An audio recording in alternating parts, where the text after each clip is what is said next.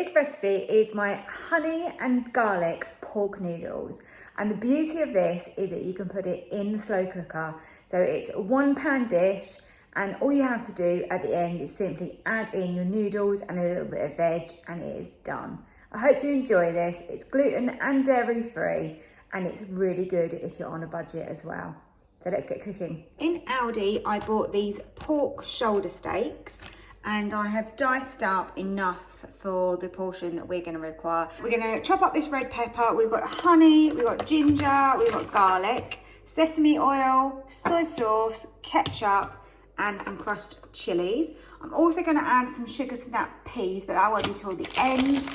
And then with the noodles, being gluten-free, I'm going to have to use rice noodles. I'd love the thicker ones, but I haven't got time to make them for a start, and the ones in the shops aren't gluten-free. So we're going to go with rice noodles.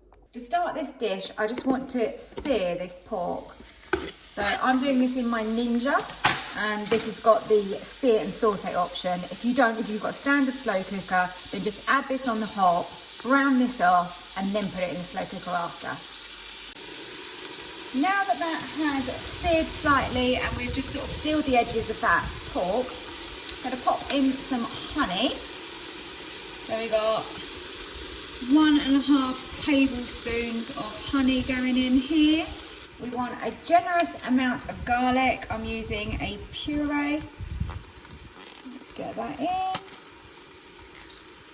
And then a good squeeze of ginger. Tablespoon of soy sauce. I'm using tamari, and that is the gluten-free soy. Some sesame oil, some crushed chilies, some good old tomato ketchup, about a good tablespoon. Then in with my red pepper that I have chopped. So let's push that in, and now we can give that a good mix.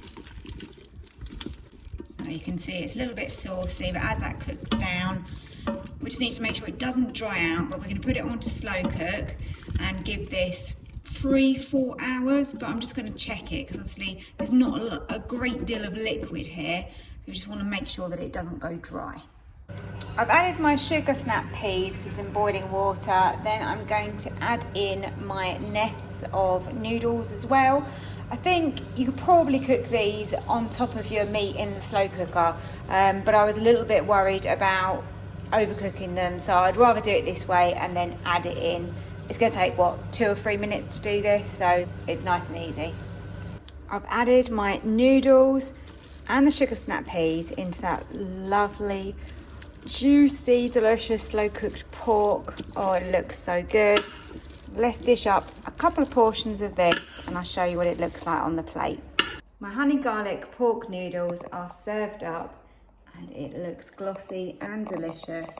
Can't wait to eat this. The pork is so tender. It's well worth slow cooking it like this.